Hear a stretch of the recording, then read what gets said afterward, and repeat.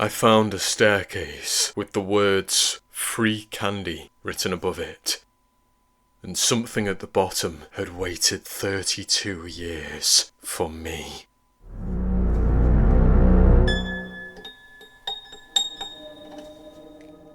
One week ago, a nameless, faceless Redditor posted a picture from his road trip, a picture of a staircase, and 2 days later, I found it for myself.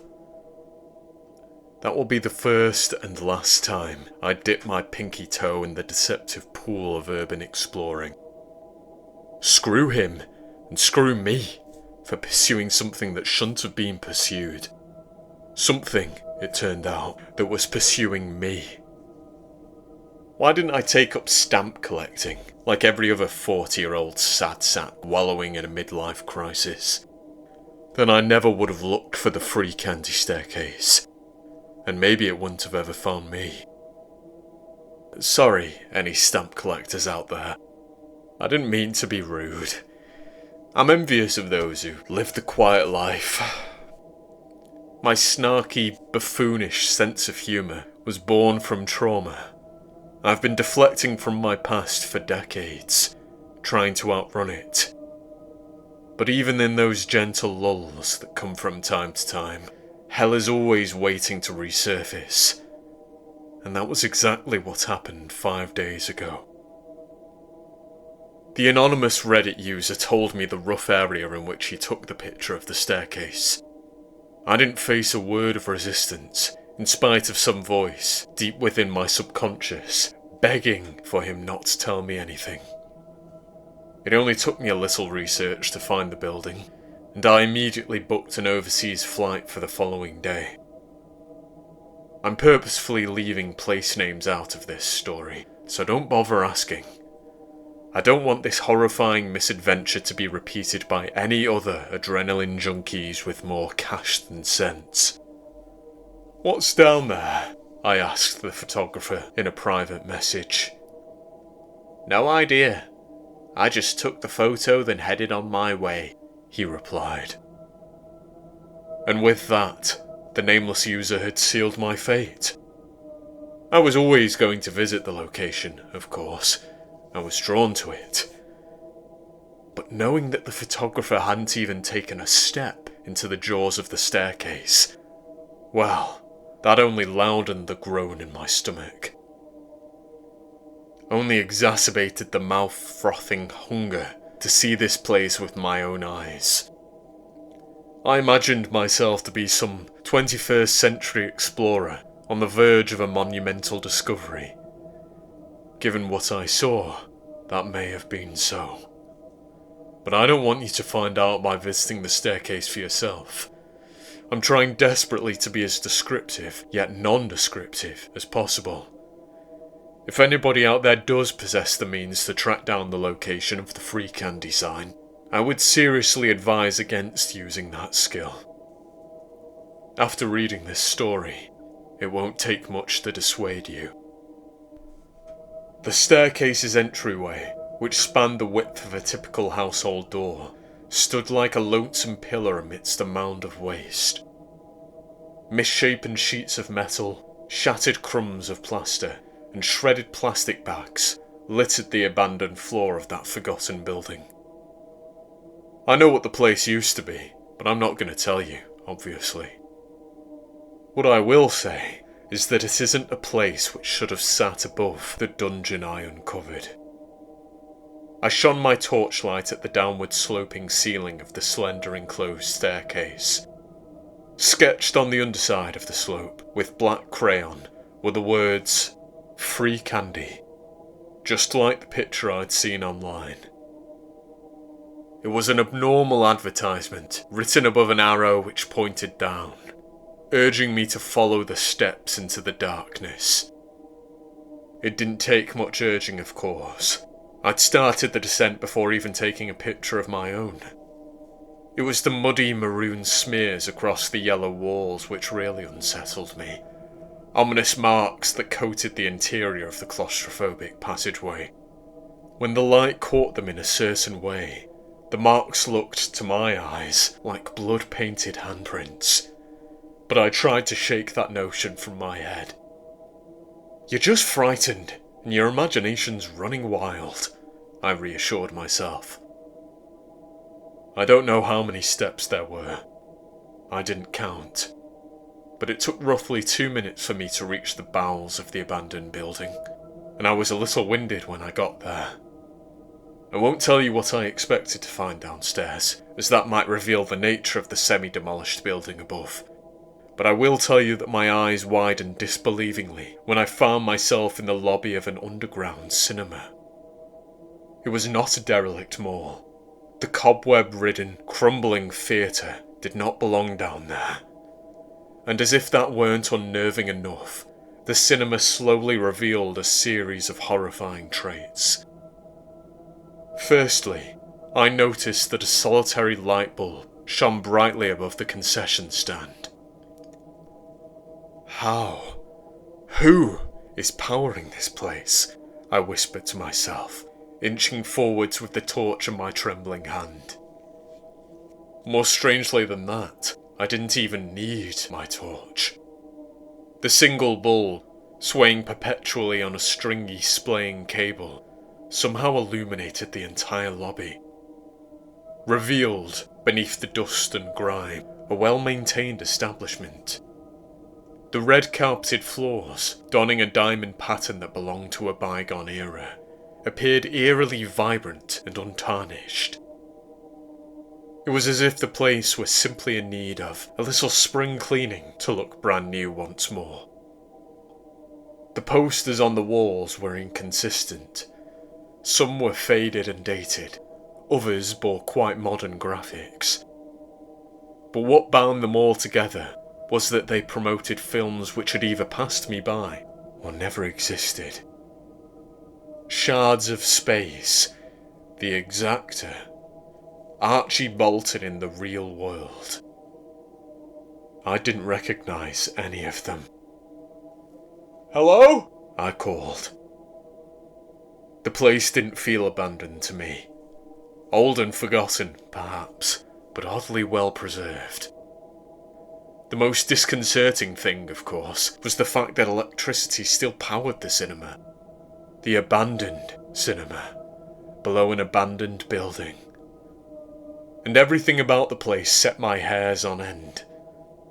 So in spite of my urge to find out what was happening, it was an absolutely bonkers play to cheerily utter a yoo-hoo to the large unnatural place. Thankfully, there came no reply. No menacing door creaked open to reveal a mysterious figure. No malicious giggle echoed from the back room of the establishment. Nothing called out in response. Still, none of that settled my gut. It made things worse, though I did not know why.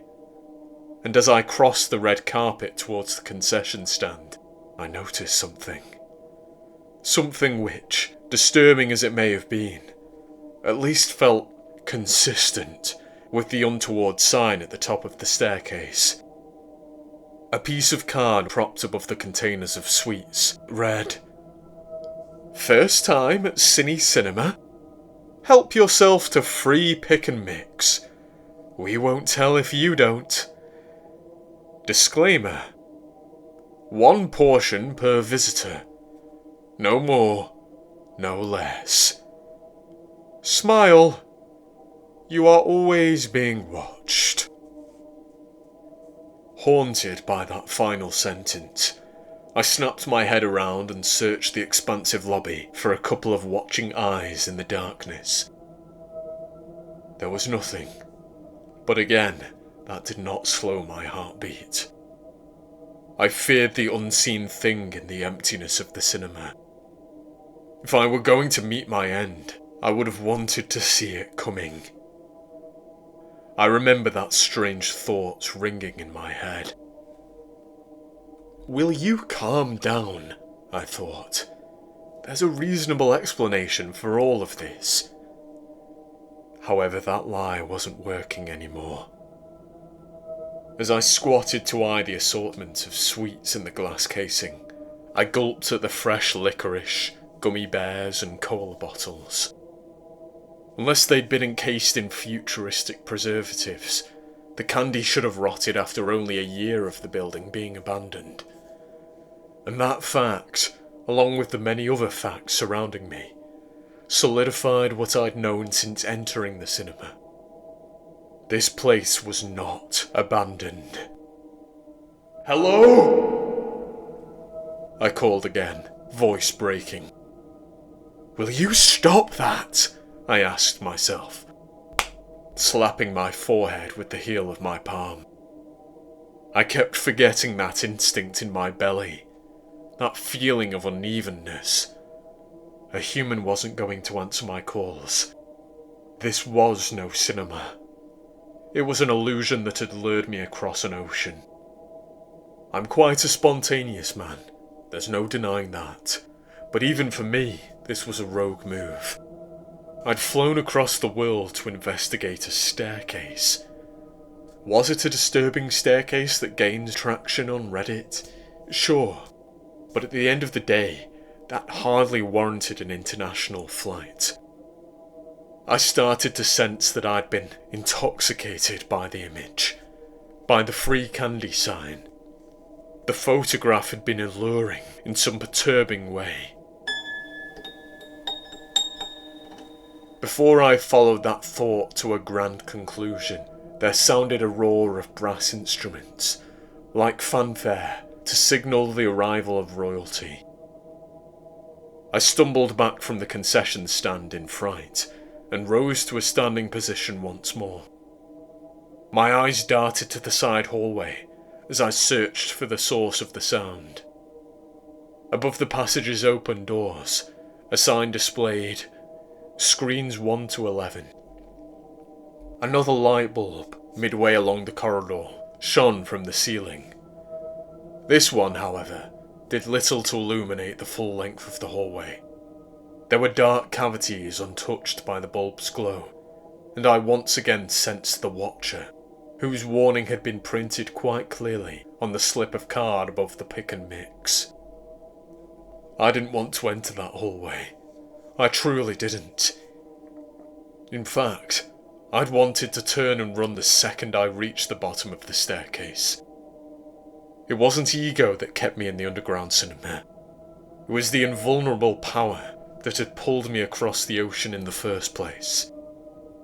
The same power that pulled my legs, one after the other, in a stilted, unwilling walk towards the hallway, towards the dissonant, chaotic music emanating from one of the cinema's screens.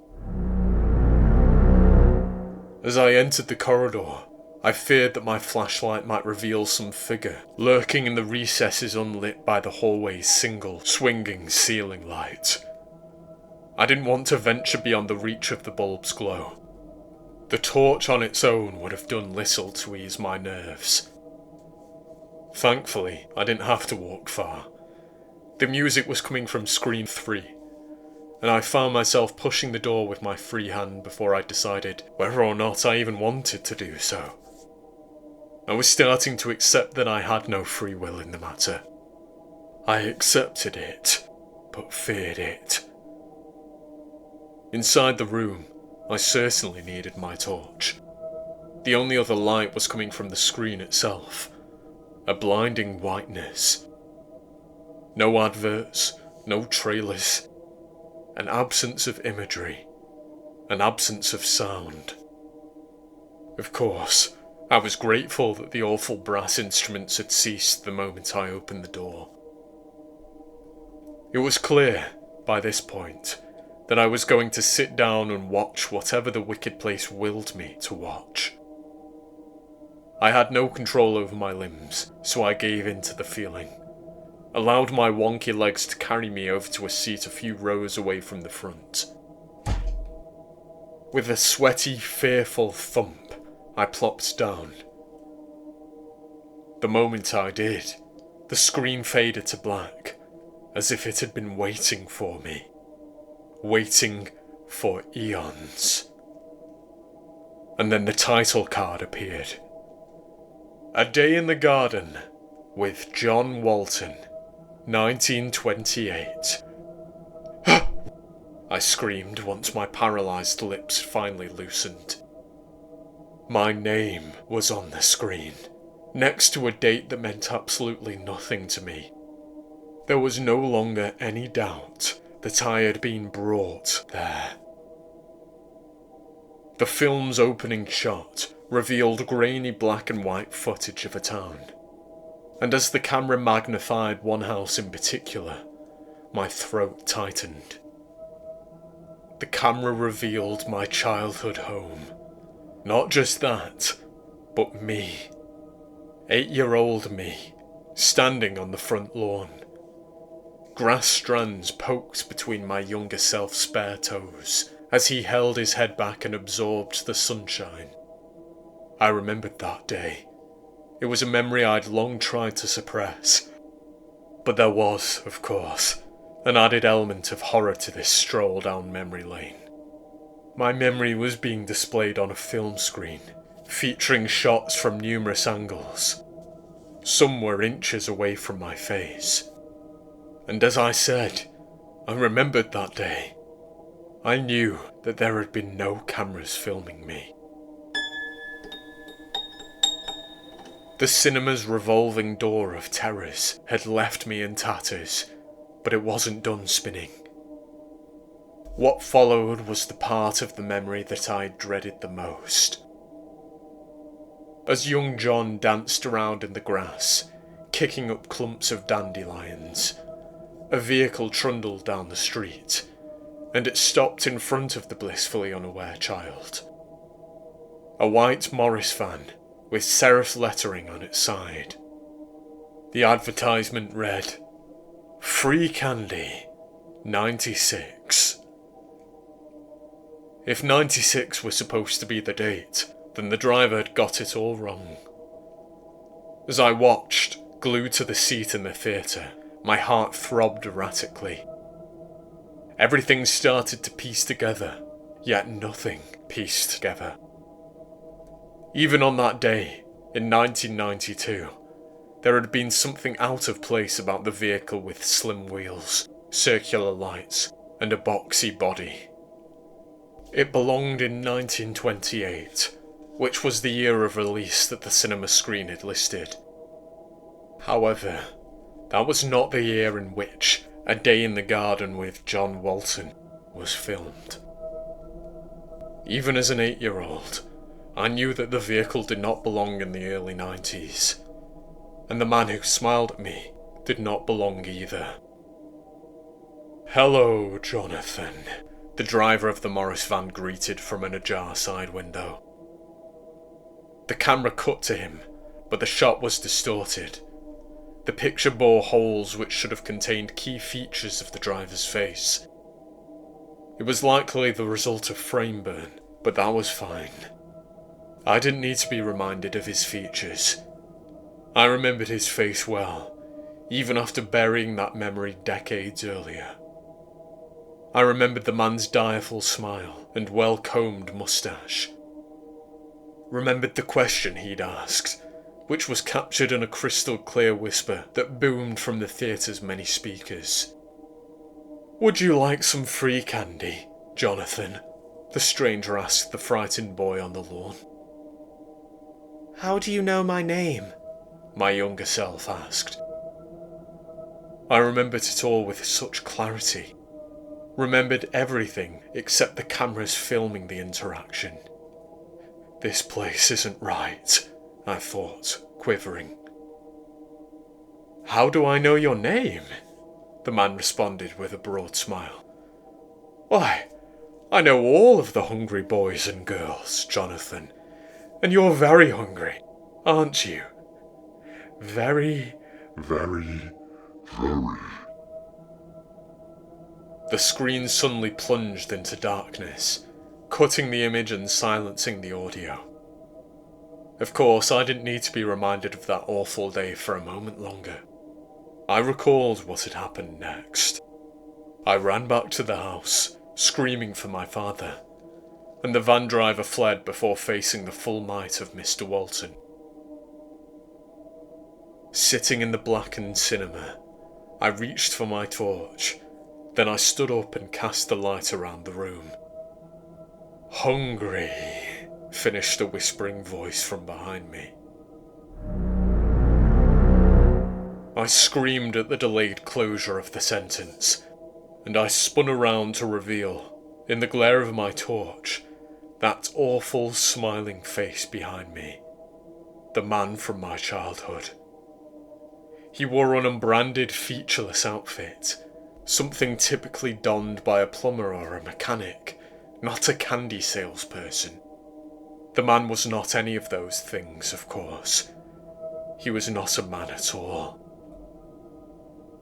The malignant figure reached a hand forwards, and I froze as his soft fingers lightly brushed my face. I felt only a warm, soothing sensation, but a second later, as the man pulled his searching fingers away from my cheek, I yelled. Hanging over the edge of his fingers was a strip of fleshy fabric. The man lifted it to his lips and gave it a timid, bashful lick with a long white tongue. Then my cheek started to throb painfully. It scorched, in fact, and I reached a shivering hand to my face. I found a skinned wound that stung and stained my hand in blood. My scream reached a crescendo, then disappeared into nothingness as the man raised a finger to his munching mouth. It tastes like somebody needs a sweetie, he mumbled through mouthfuls, hiccuping with delirious laughter. You've been good for so long. It's okay to be naughty, Jonathan. Mouth unable to release a sound, I swiveled on my heel and ran. Ran down the stairs, ran out of screen 3. I lit the way with a torch that flung up and down in my flailing hand, and I tried desperately to block out the clunking footsteps in tow. The smiling man's charge was accompanied by the sound of fanfare once more, though it was now wobbly and muffled. I started to wonder, in terror, whether the music might be coming from his own mouth. But I didn't stop to turn and find out. I burst through the door to screen 3 as more laughter bellowed from behind me. Hungry? The man called, either as a question or a statement. I pelted through the lobby and found the staircase. Ascending it was far harder than descending it, possibly due to my countless stumbles. My body wilted in the face of the following monster. A monster intent on seizing a man that it had been stalking for 32 years. When I reached the building above, the clunking footsteps stopped. As if the creature were unable to exit its dungeon. I turned around, fully expecting to see nothing but darkness in the staircase. However, standing silently and motionlessly, a mere 3 or 4 steps from the entrance to the stairs, was the Morris van driver. He wasn't smiling anymore. His lips were horizontal, perfectly level, and his eyes did not blink as they surveyed me. The driver twisted his head slowly as I backed out of the building. His gaze followed me as I moved away. When I reached my car, I looked back to see the man peeking his eyes past the edge of the staircase's side wall. I fled across the sea. He did not follow. That was 5 days ago. I've barely slept since. Food only makes me think of the horrible things the man said. I'm not safe. I've not been safe since I was a child. And I will never be safe again.